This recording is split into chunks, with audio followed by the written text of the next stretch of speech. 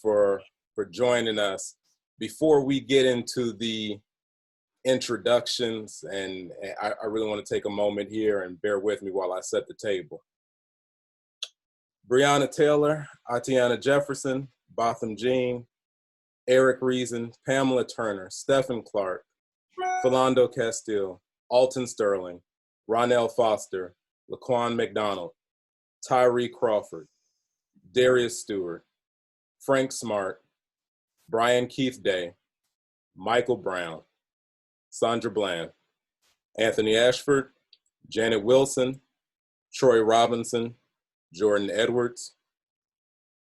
Just a few of the names that when people are marching that they're thinking about, a few of the causes that when people are marching and talking about injustice that they're thinking about is not just some of the things that we mentioned, some of those names, ICE raids. Mm-hmm. People are still coping with the murder of Emmett Till. Mm-hmm. NPR cites that the rate at which Black Americans are killed by the police is more than twice as high that of white Americans. So with that noted, I want to turn it over to my co-host here, Davonne and Chris, and I'll start off with Chris and ask you, what does that mean? How do you identify yourself, and how do you identify yourself in this space of lodging, and how do you see these issues through the lens of all the trauma that I just mentioned? You know, I think to answer your first question, how do I identify as a gay Latino?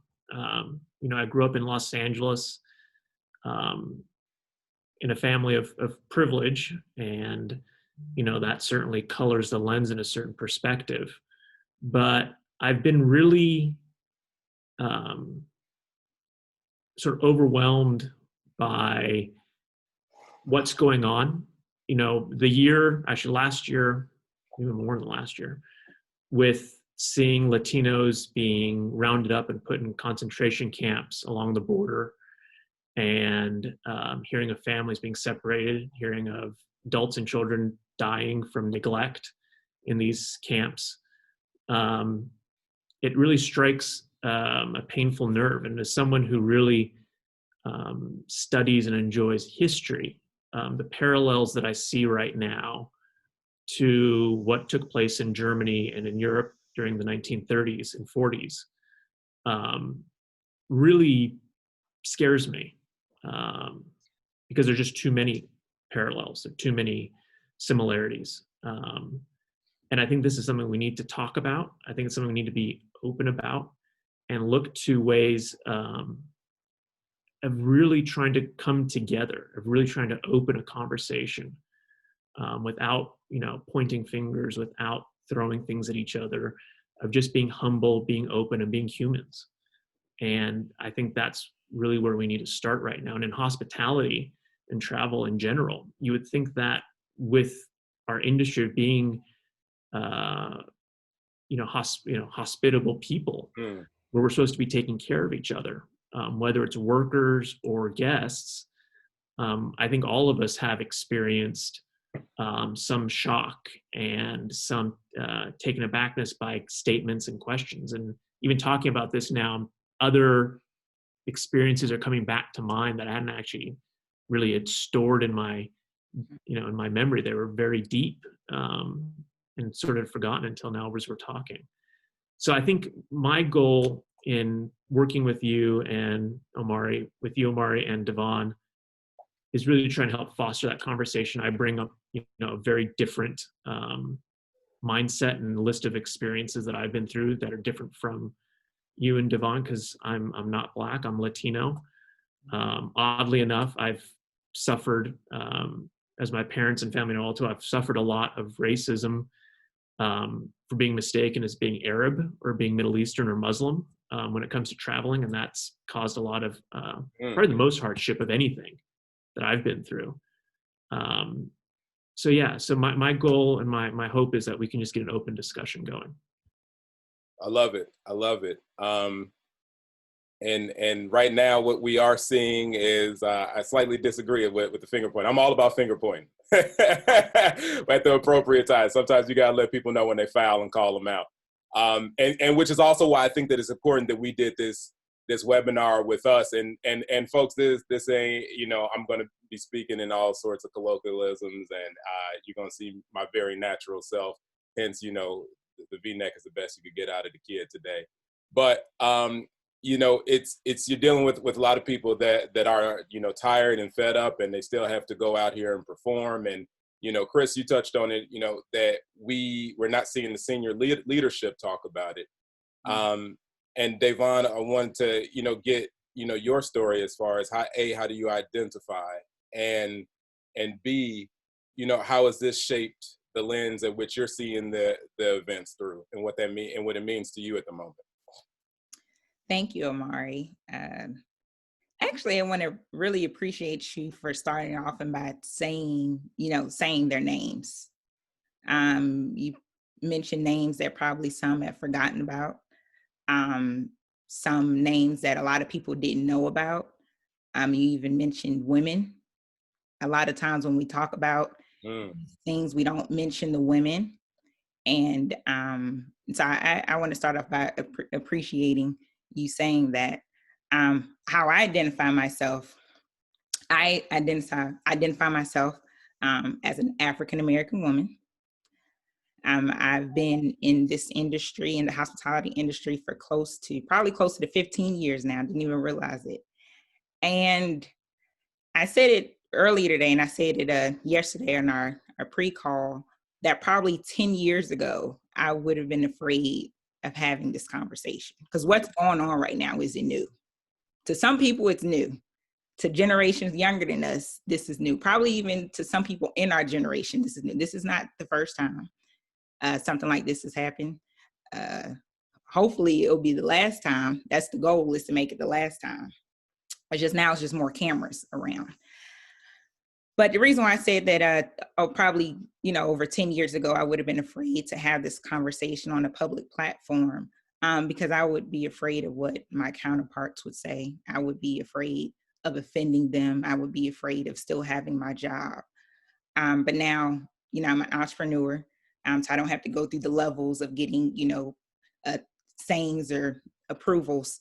So now I want to not be afraid, but actually have this conversation. So I'm glad that we're having this conversation, because that's where it starts.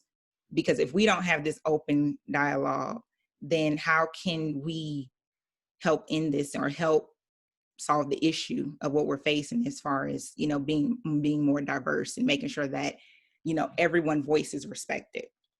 And I actually want to thank a lot of my white friends who've been calling me, or sending me messages, and because they've been hearing stories and they've been seeing us actually market this webinar that we're doing right now, and they didn't know what to say. They didn't know, because we never talked about it. And so now we're having this conversation, and now they want to know, well, how can we help? So I'm just really appreciative of this webinar today, that we're having this conversation. Thank you all who are taking the time out of your busy schedule just to listen to this conversation, because it starts with the conversation, so we can hear, so we can know what to do to move forward. Absolutely. Shout out to all the allies that don't know what to do, and they know how to at least ask. Yeah. And we'll get to the ask a little bit later on in this conversation, but let's kind of reflect on our personal experiences. Davonne, you talked about how 10 years ago you may not have done this.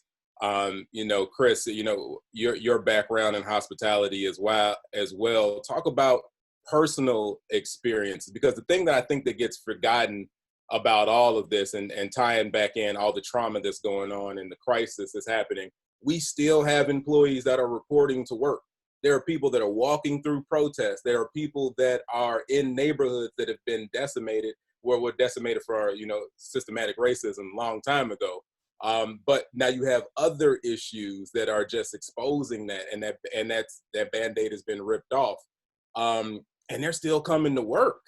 Mm-hmm. right? And just our job in the service industry and hospitality industry requires a great amount of cognitive dissonance as well as emotional labor, meaning that you have to put on a face, you have to put on a front. And as people who have, different diverse identities, you're already kind of doing that throughout life to navigate. And then you show up as a job where you have to do that, and really, the world's on fire outside, but you have to be caring about somebody's dog that has diarrhea,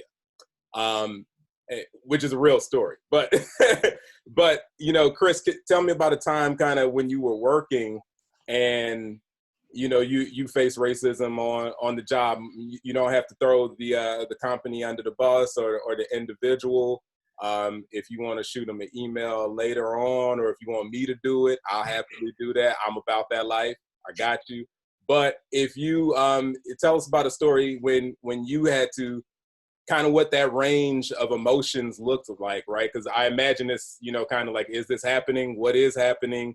And how did you handle it specifically on the job site? There's two things I want to mention as I get into that. But I think it's important in this conversation as we're talking about diversity and inclusion that there are more things at risk for some people other than just race. Sometimes it's sexual orientation, sometimes It's age, sometimes it's gender, and so on.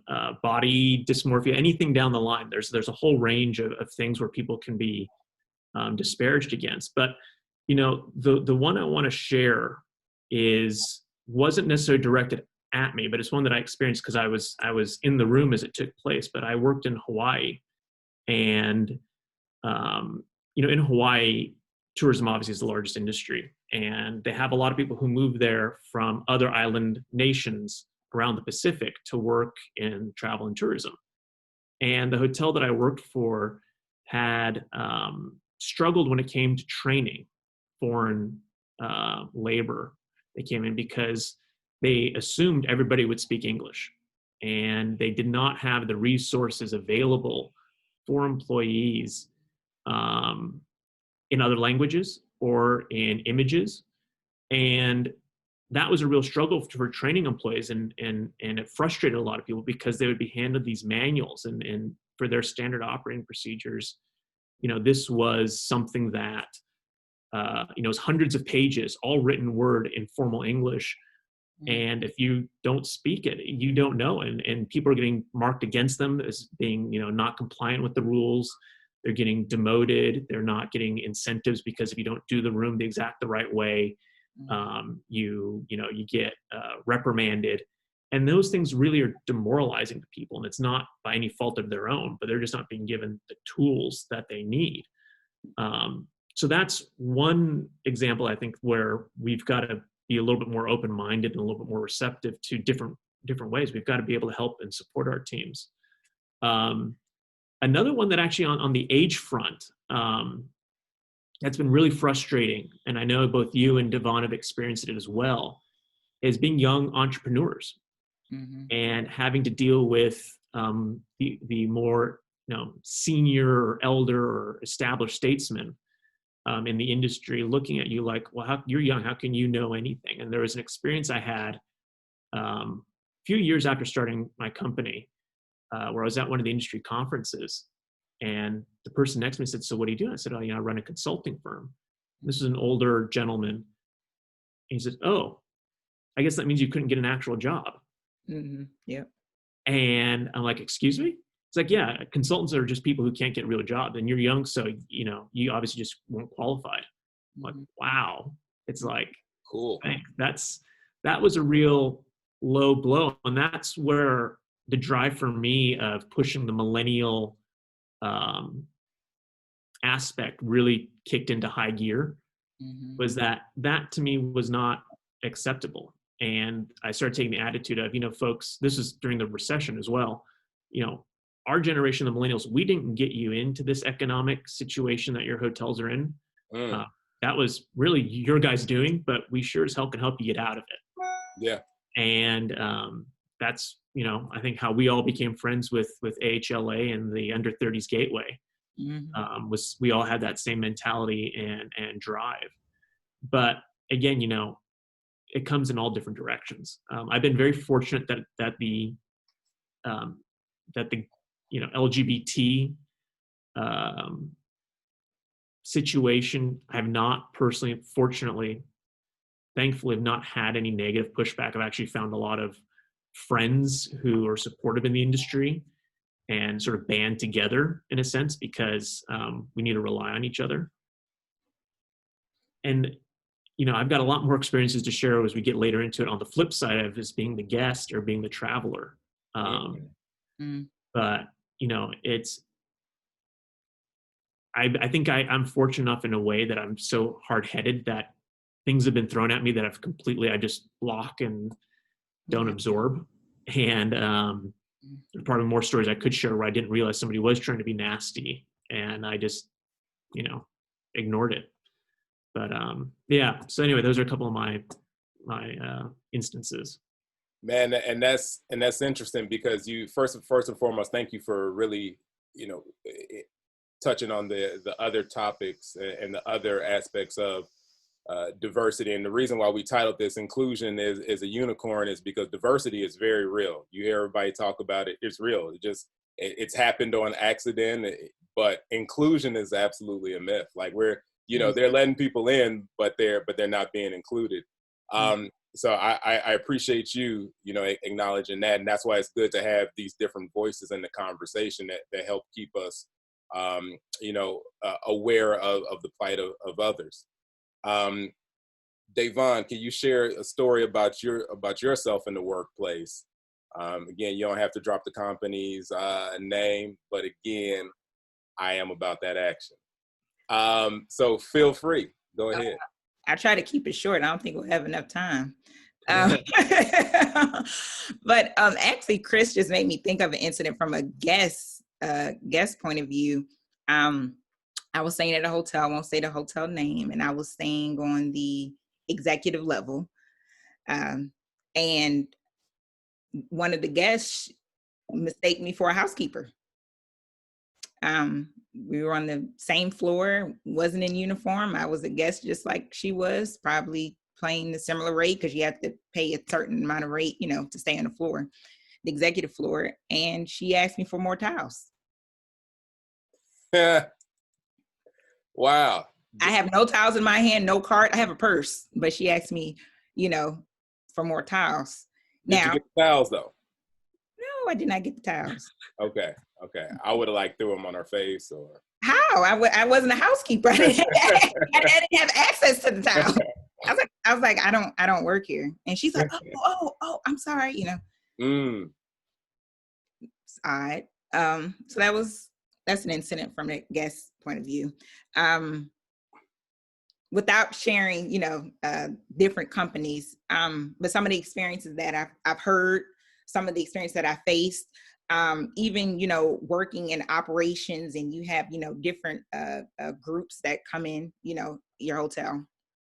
And I started to notice that certain groups or certain ethnic groups were treated differently than others. And I noticed it and it wasn't fair.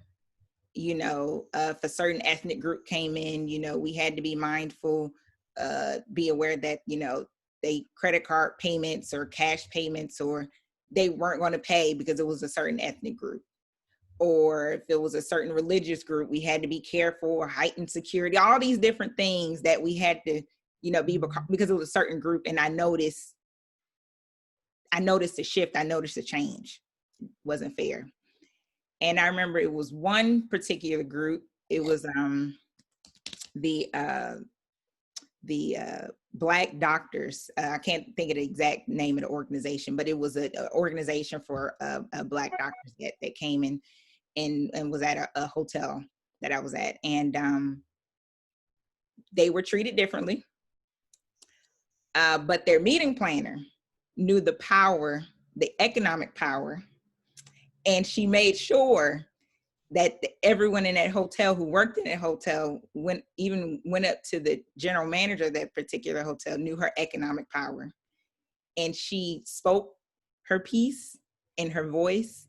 And that was the first time that I saw a change.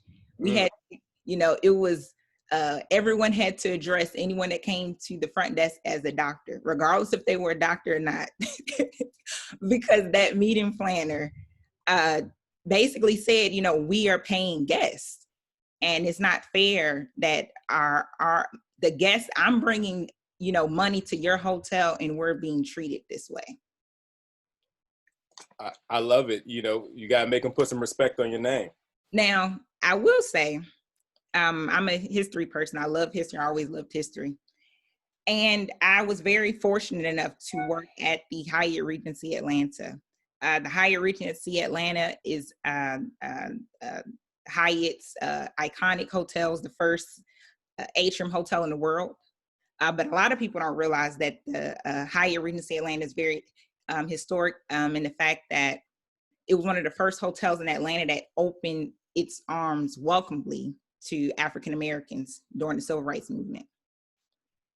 And they actually have a suite there named after the ambassador, Andrew Young. And it was Bronner Brothers. They hosted their first convention at the hotel. And I would hear stories of how when Black people came, or African Americans came to the Hyatt, they felt welcome, they felt warm, as opposed to going to other hotels where they weren't allowed in at all. And even if they had an event there, they were treated poorly. So working in that hotel and hearing stories such as Valerie Ferguson, who was the first African American woman general manager at that hotel, or of any Hyatt hotels, and she was also the first African American chair of the American Hotel Lodging Association.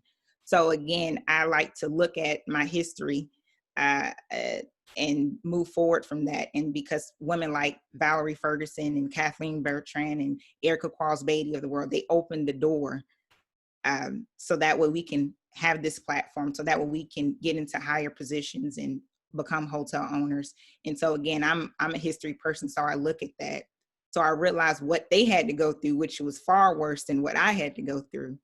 And I remember Kathleen Bertrand, one of my mentors, she said, because I was telling her a lot of times I would be in a room and I would be the only African American in the room out of 400 people at a conference. That's a very uncomfortable feeling. You know, it's very uncomfortable. And I didn't have anybody to talk to about that. So I had to reach out to people like Kathleen, to people like Valerie, to people like Erica Qualls, because they experienced it before I did.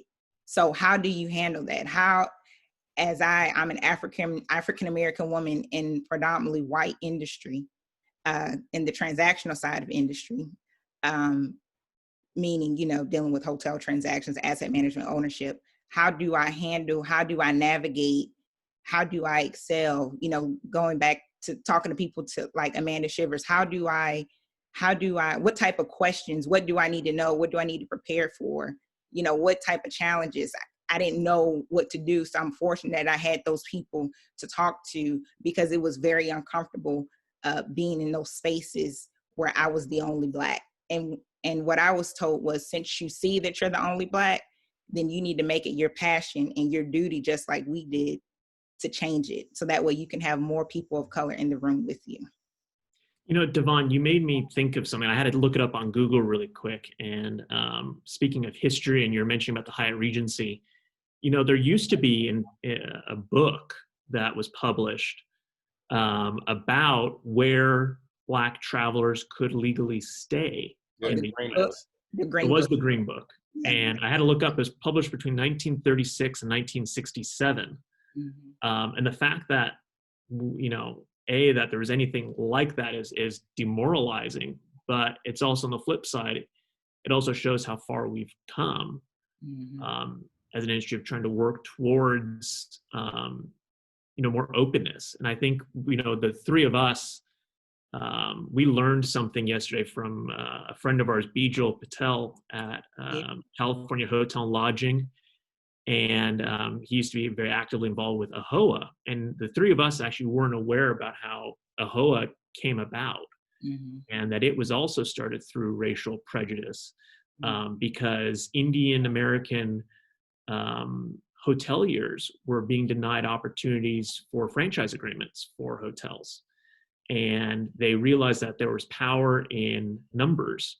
And by starting their association, they were able to force the hand of multiple franchisors to open up their doors to Indian American hoteliers. And, you know, I think that's something that is incredibly important to know. And I'm ashamed that I didn't know that ahead of time before Bijal shared it with us. But, you know, as being a board member with the Latino Hotel Association,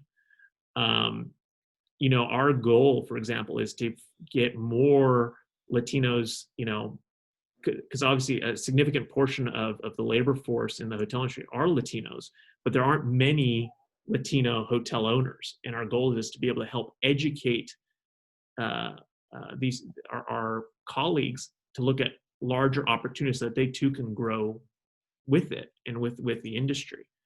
So it's important to remember all those and all of these kind of things that factor into the growth cycle for all of our people. 100%, man. And listening to your stories, it reminded me of one time when I was I was a front office manager at a property, and I think the group you might be referring to, Davonne, is National Medical Association, the Black Doctors. Yep. Yeah.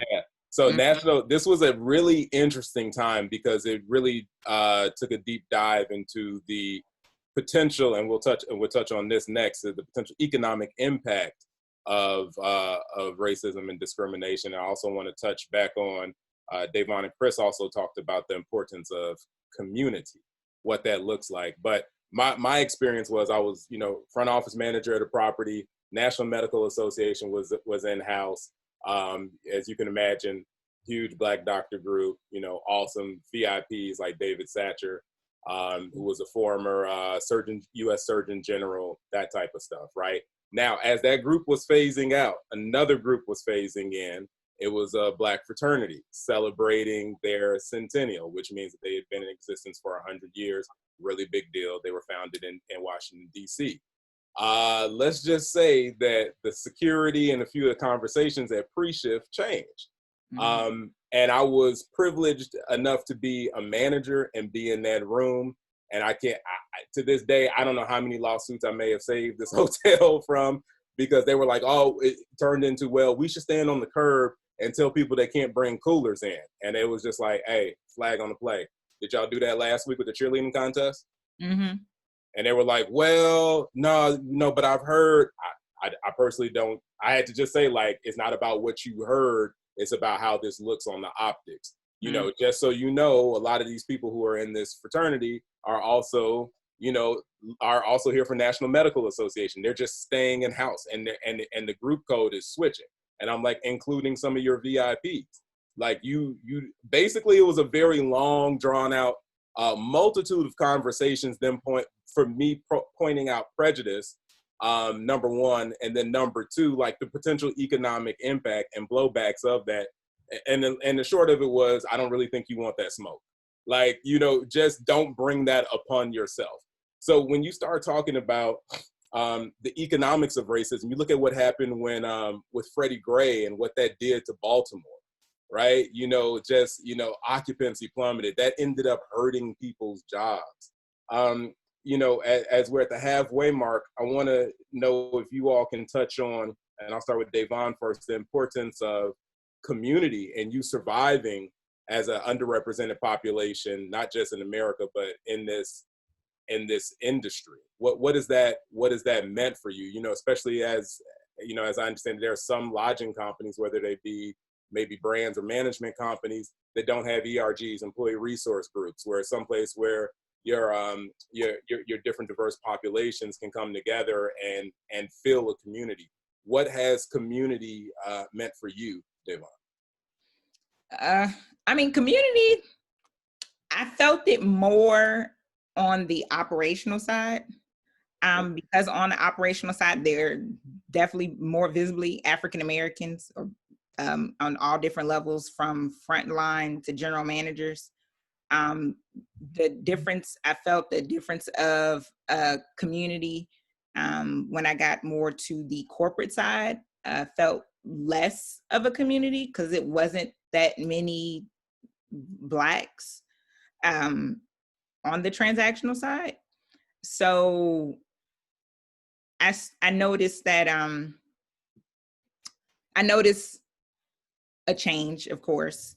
I noticed that I had more of a passion for change, and to get more African Americans on that side. I still experience, you know, the racist comments.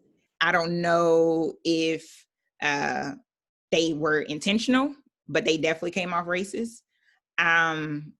You know, somebody mentioned, oh, you know, looks like you lost weight. I guess you stopped eating fried chicken. You know, I don't eat fried chicken. But I felt that, you know, again, that point probably wasn't, they weren't trying to be, may not come off racist, it's just, but they have stereotypes, you know, in their mind as far as different cultures. And again, as far as with the community, I just felt the difference. I don't know if we want to get into the task or next steps right now, or as far as how we can change it. We're going to touch on that after Chris's response and I address one of these questions. But yes, that is, yes. Okay. I wanted to make sure I'm in line, Mr. Moderator. No, that's on the agenda, sis. It's on, hey, look, if you ain't on the agenda, you're on the menu. So that's on the agenda. Okay. Yeah. So, I mean, actually, you know, I was just thinking as we were just talking about the different stories, and just as far as with the community, I noticed in operations, I couldn't wear my hair natural. Natural was more receptive now, natural hair, not straightened for those who don't know the difference. Natural is more of your natural curl pattern. And in California, just make it illegal to, like, which is the wildest thing. It's legal for your hair to grow the way that it does. I'm sorry, go ahead.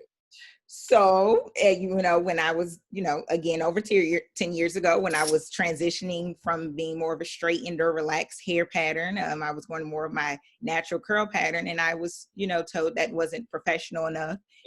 I could not wear my hair that way because when I was hired, my hair was not that way. So therefore, I could not wear my hair like that. As opposed to when I got more to the corporate side, I was able to wear my hair a little bit more natural. I felt more comfortable wearing my hair more natural. Different community, different set of rules. Maybe I had a little bit more fight in myself where I was able to articulate myself better, as opposed to me being a lot younger and I was scared and want to get fired or whatever, because, you know, so I just complied to the rules. But as I got older, I was able to, you know, explain, you know, felt like I always had to explain different things, but it's nothing wrong with explaining, so that way people can understand the conversation. So people can understand, so that way they'll know. And going back to what we were talking about before, how they can come in and how can they help? They can't help if they don't know what's going on. That's right. So to answer from my perspective, your question, Omari, about community, again, it goes back to the comment I made earlier of strength in numbers, in that if you're able to, you know, band together and that, you know, you have support from within your own group, that usually will help help give you an additional, you know, feeling of comfort that you're not alone, that other people understand where you're coming from, other people feel your pain and challenges, but also your high points. And I have found that to be really helpful for me, both at a property level and now on the corporate world side, because there's people that who can empathize with any challenges that, you know, that I encounter, but at the same time, they're much more willing to work with people within their own groups and support people within their own groups. And I think what the goal is, especially for like the LGBT, is that we have people from all races, from all sexual identities, all genders, and it helps to sort of start tearing those borders down between groups, because we do all have something in common. But what I think the bigger thing is going forward, it gives us also the opportunity to show people that we aren't necessarily the stereotypes that they assume what all gay people are, or all lesbians are, or all bisexual, so, you know, et cetera. You know, that we are humans at the end of the day. We are, have an intrinsic value and intrinsic quality. We're genuine people. So my hope is that through these groups, being able to band together, that over time these borders and boundaries can come down. And again, I know Omari, you and I have differences of opinions on finger pointing. I try to take the more diplomatic route in the sense of I want to appeal to people's hearts and minds, and I want to try and get people to warm to the situation. So I treat them like how I want to be treated, not to get philosophical or religious for a second, but I believe in karma. And in that group, if you can get everybody to put that good karma out there, show that you're good people, that you're normal people, average Joe kind of people, that hopefully in that the karma will eventually come back around and that they too will warm and open and understand. So I don't think there's any battle. There's been a show, and I'm totally blanking on the name right now, that my flatmate and I have been watching about the essentially it's about drag queens for I'm trying to think of the right term. I'm even blanking on my own community's terms. But a lot of letters. I get there are. But for a new letter added, I respect that because y'all try to include everybody. So I keep we do. It's hard to keep up. Your woke score is decreasing right now. I know. On the side is going down. I know. No, it's about these three very famous prominent drag queens where they go into small town America and they meet with local gay people who also want to get into the drag community, but they're also meeting with those families who have rejected their gay children. Okay. Yeah. And one of the things is they usually try to get a parent to come participate in the drag show that they end up putting on in that town. And the emotional relief, the rebonding of families, the openness, those are those kinds of moments that I look for, and like I try to put out there, that those hearts and minds, is that there are people, and it's a level of ignorance, because they don't know, they just hear things, but they've never experienced, they've never really met somebody who is like that. Mm-hmm. And you just need to tear those things down. So my idea is through the community, help tear down borders by putting the energy out there of treating people, even if they don't agree with you, treating people how you want to be treated, with the hope that in the long run, you can tear down some of those walls.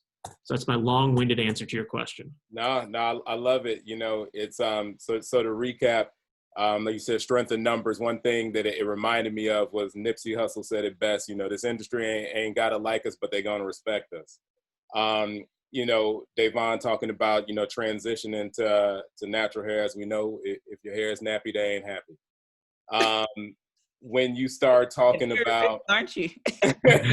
When you start talking about the powers, before we jump into recommendations, and kind of like, so this is where the discourse gets great, because there are people who have definitely taken the try to change hearts and minds approach for decades upon decades, and I used to be in that camp too, but then you have to remember that people say that, like, those the protests in the 60s, that they were nonviolent, and it's just like, well, the protesters they weren't met with nonviolence.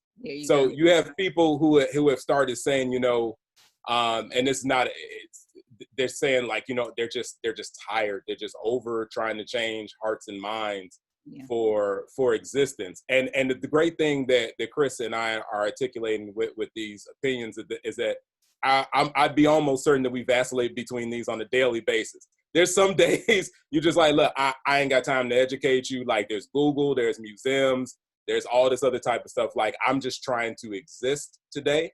And that's what I feel every time I read Trump's tweets is, right? I don't have time anymore, man. You don't have time anymore, right? You want to exist. I've been trying to change hearts and minds. I've been trying to let you know that I'm human, but the human piece of me is over it, and I just want to exist. So what we're going to do is we're going to close out with some. I'm going to touch on this question real quick about how do you empower individuals on property who are not in leadership positions to speak up on such bias. What I found is that not just run into HR, but trying to find an advocate that can be that voice for you. So you need to sometimes have that ally, that sponsor. I always talk about the importance of having a mentor, a sponsor, and that type of stuff. But you need somebody that can have that come from, and there will be some gravity, because I definitely get it. You don't put yourself on the front line with all of that stuff every day, all day. We're gonna share a story here. That somebody submit. We ask people to submit stories about their experiences. Chris, do you have that? I do have that, and when I had asked for this, I was actually anticipating a higher number of responses of people coming through. And as I talked about this with a friend on Facebook, these stories are deeply personal, and they are difficult sometimes. And people, when they're ready, they'll share their stories. So I'm incredibly thankful for this one person who did share theirs.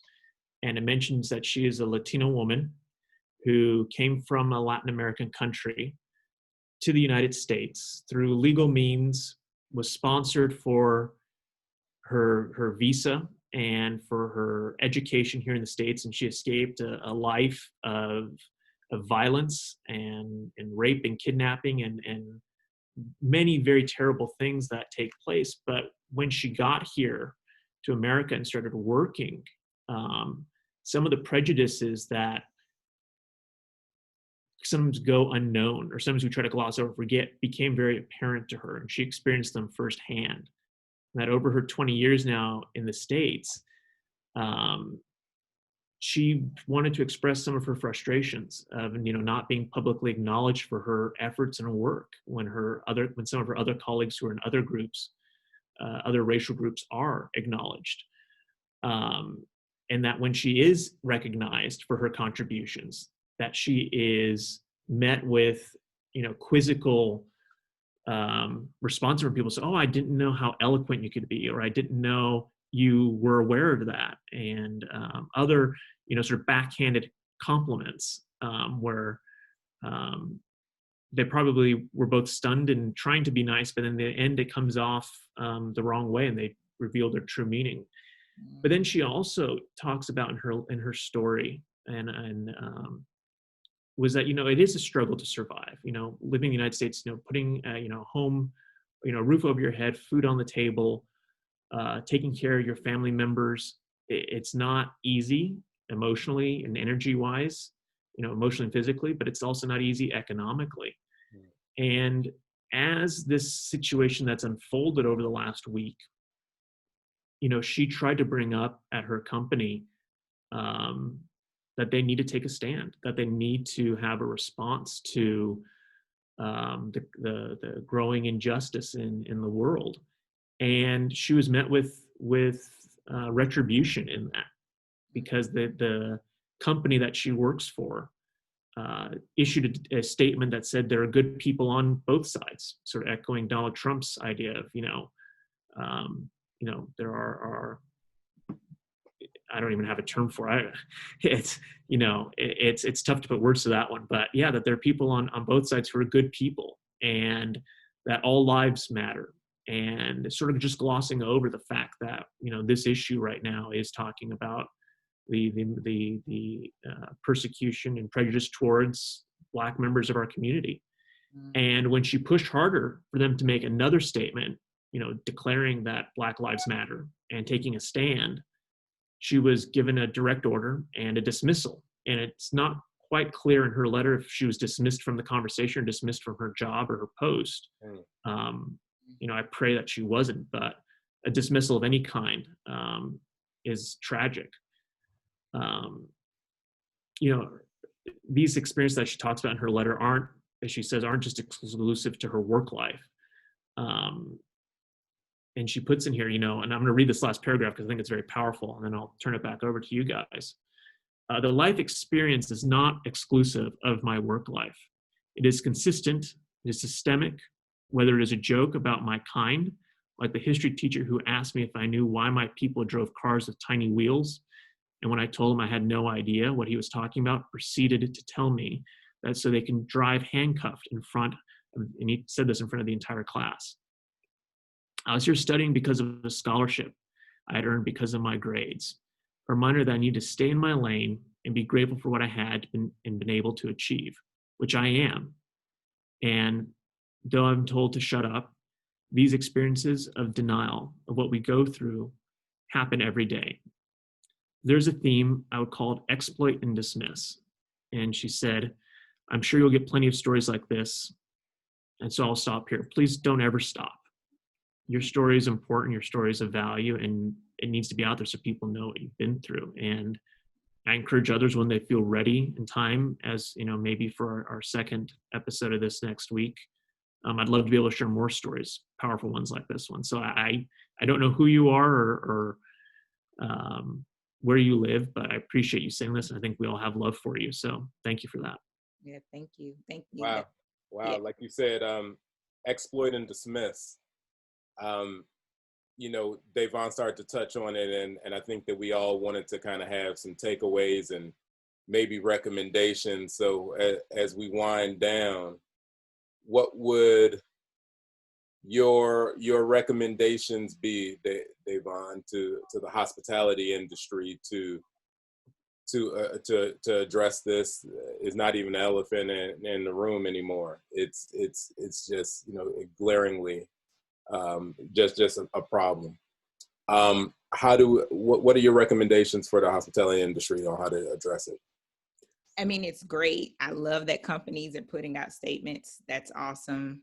They're putting, you know, memes, tweeting, Facebook, Instagram, LinkedIn. That's great. But what we need is action. You know, I'll give you an example. A good friend of mine, Judy Maxwell of Long Live Lodging, she reached out to me for their conference. I believe it was last month, a couple months ago, and she noticed that there weren't any people of color as far as speakers or panelists. She noticed it. She made a phone call. She said, "Hey, Davonne, you know, we need this conversation to be diverse. It's the same people, it's the same white people on here. You know, we would love to have you as a speaker, you know, and then if you can think of any other people, you know, we would love to have them, you know, called you Omari, called you Chris." You know, it starts when you see a picture and you see your representation. It's not a true representation of your company. The leadership board in the hospitality industry or the C-suite is not a representation of the hospitality industry. The world checks into our hotels. We have so many religions, so many cultures, but it doesn't reflect that. How can we be sensitive to the different groups that are using our hotels? We can't be if we're not you know, reflecting in their leadership. So the change could be which is, you know, having more people of color, having a more diverse C-suite, having more of a diverse you know, C-suite and executive board and even board of directors. And I saw something on LinkedIn that I'm going to just read that it was pretty good. And basically what she was saying, I want to see a picture of your executive leadership team and company board. We need to see more people of color. We need to see it diverse. So thank you so much for your statement, but this is what we need to be done. I want to see your HR sanctions against microaggressions. I want to read about your diversity guidelines and promotion policies. I want to see the numbers on company hiring of Black people and people of color and your retention results. I want to see the funding of your affinity groups. I want to read about your community outreach. I want to read about your accessibility efforts and guidelines. I want to read about your immigration assistance programs. I want to read your family paid leave guidelines and child care assistance. I want to read your healthcare plan and mental health assistance programs. I want to see your political donations. So, you know, that's from Laura Silva. So again, we don't want to give out, you know, participation trophies just because you made a statement. We want to see the action being done. But it's really hard for you to make a change if you don't have anyone on your board or anyone on your C-suite or in your leadership team who all looks the same, because they won't be able to express because they won't know. And just like some of my white friends who reached out, they were honest and truthful. They said, excuse me for being ignorant, naive. I want to help, but I don't know how. Well, that's fair, because they don't know what, what it's like being Black in America. They have no idea.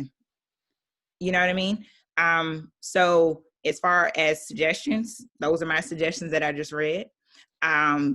Be proactive. I really believe that our industry needs to be more proactive. So that way we don't have, not even just our industry, the country as a whole, just be proactive. So that way you don't have to rush and try to make a statement. It won't be sensitive. African Americans spends over $63 billion in travel. $63 billion. So before boycotts, because boycotts are coming, it's been a lot of talk in the African American community about different boycotts. So I'm sure you do not want your company to be a part of that. So be proactive and get more people of color and get a diverse board to show. And you just don't want to do it just to avoid, boycotting, but you just want to make sure that everyone is heard. You want to be reflective of the guests that are staying at your hotel, so that way they will feel comfortable staying in your hotel or staying in your place of business. So that's my 2 cents as far as what we can do as far as for action steps. I love it. I love it. Chris. So I'm going to echo, and I know I promised several people from the associations that this was going to be a very positive thing, but I am going to voice my opinion here, and I'm sure I'll get an email afterwards about it. But,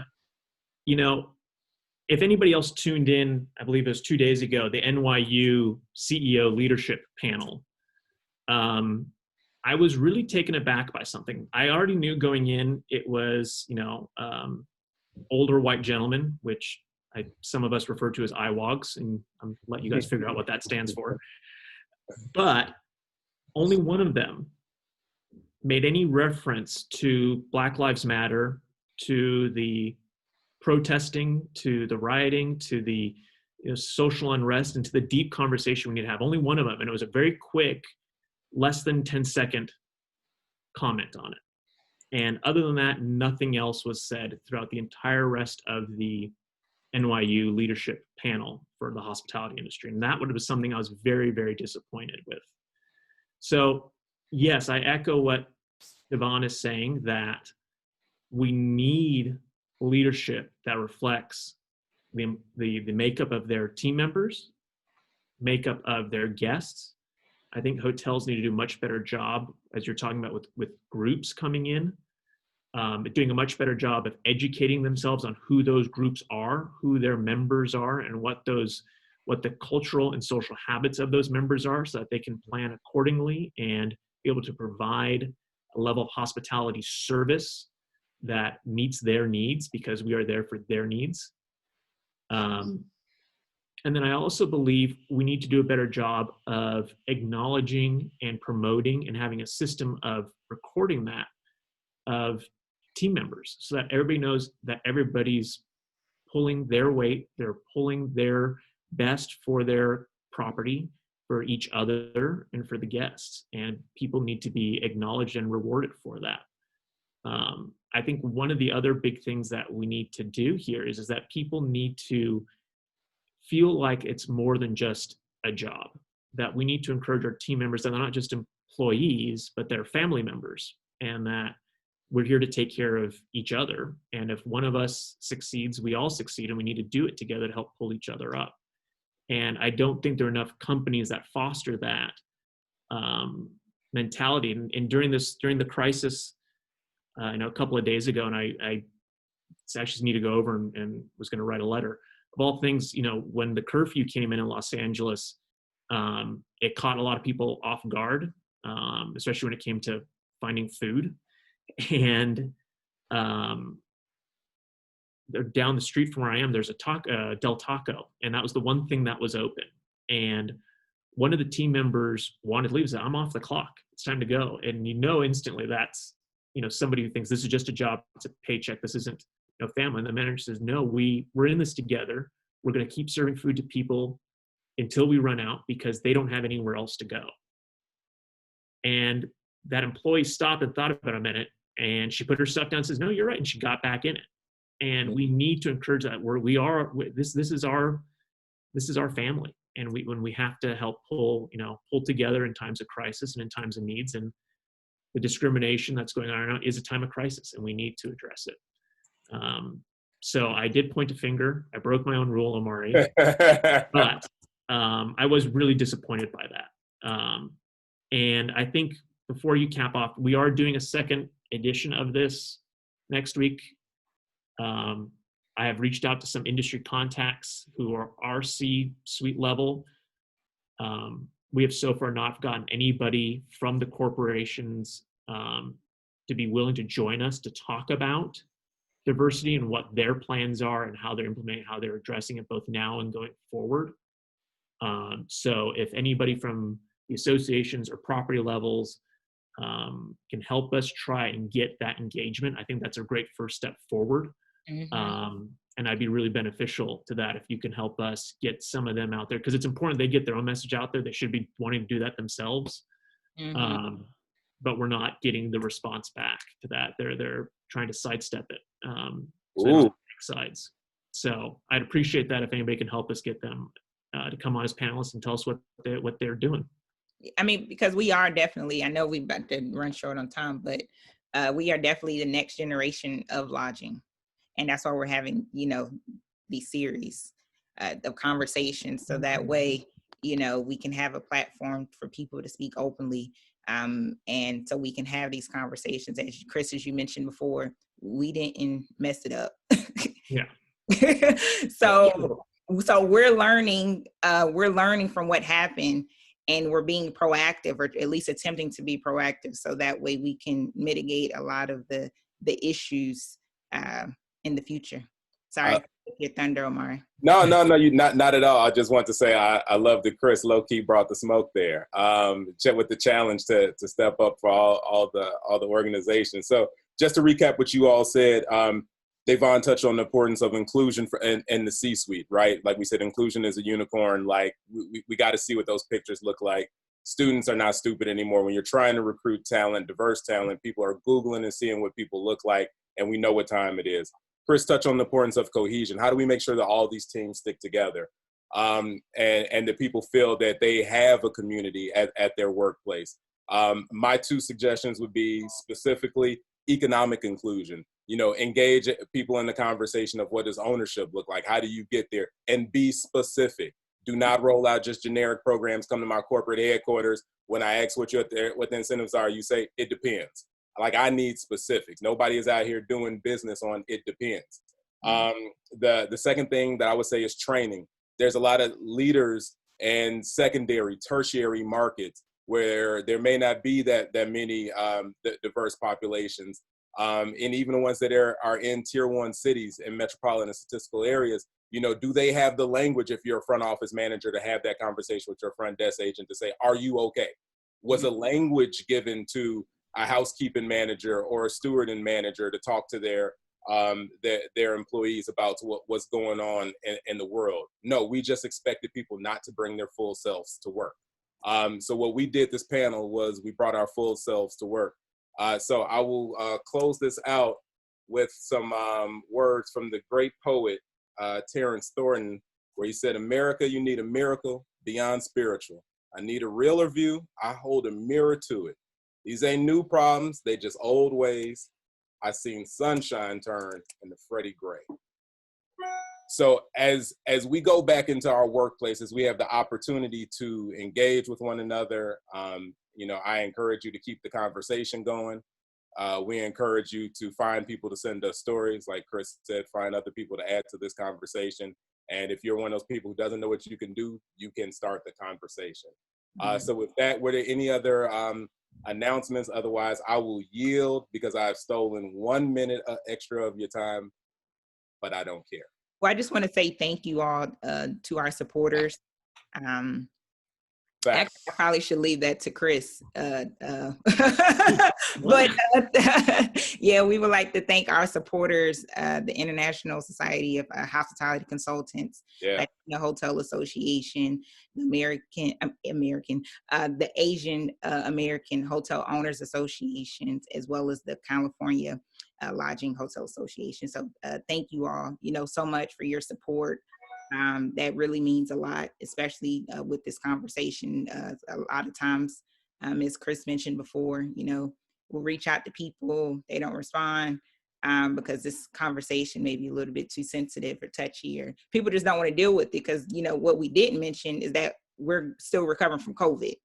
You know, the hospitality industry took a huge hit from COVID. So what's going on right now is probably not on their radar because their financial statement is looking a lot different than it did same time last year. So, but just thank you all so much for everyone who take the time to listen to our conversation. If you have any suggestions, you want your stories to be heard, you have an idea, reach out to us. Omari is active on Instagram. He is our hip hop hotel broker.